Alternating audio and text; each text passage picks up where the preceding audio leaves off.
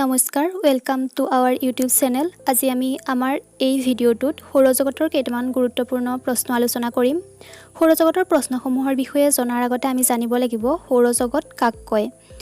সৌৰজগত হৈছে সূৰ্য আৰু ইয়াক কেন্দ্ৰ কৰি চাৰিওফালে প্ৰদক্ষিণ কৰি থকা 8টা গ্ৰহ ক্ৰমে বুধ, শুক্ৰ, পৃথিৱী, মংগল, বৃহস্পতি, শনি, ইউৰেনাছ আৰু নেপচুন। সিহঁতৰ উপগ্ৰহসমূহ অসংখ্য গ্ৰহাণু, উল্কাণু, মাজে সময়ে আবিৰ্ভাৱ হোৱা ধূমকেতু আদিৰে গঠিত বৃহৎ পৰিয়ালটোৱেই হ'ল সৌৰজগত।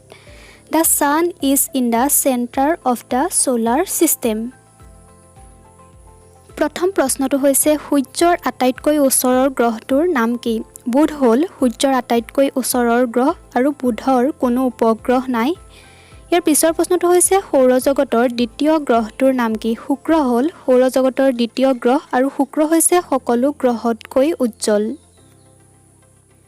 জীৱৰ অস্তিত্ব আৰু বিকাশ সম্ভৱ হোৱা একমাত্ৰ গ্ৰহ কোনটো? পৃথিৱী। পৃথিৱীৰ একমাত্ৰ উপগ্ৰহ হ'ল চন্দ্ৰ।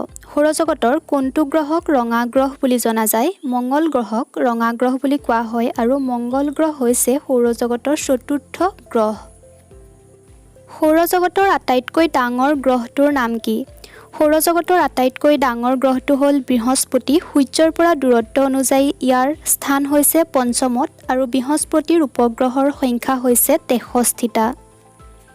নেপচুনক কিমান চনত আৱিষ্কাৰ কৰা হৈছিল? 1846 চনত ইংলেণ্ডৰ আডামছ আৰু ফ্ৰান্সৰ লেভেৰিয়া নামৰ দুজন জ্যোতিৰ্বিজ্ঞানীয়ে স্বতন্ত্ৰভাৱে নেপচুন আৱিষ্কাৰ কৰে।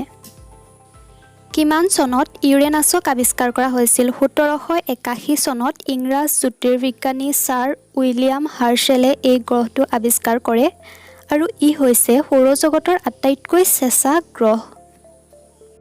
আজিৰ ভিডিঅ'টো ইমানেই। যদি চাই ভাল পালে লাইক, শ্বেয়াৰ আৰু ছাবস্ক্ৰাইব কৰি কাষত থকা বেল আইকনটো প্ৰেছ কৰি ল'ব।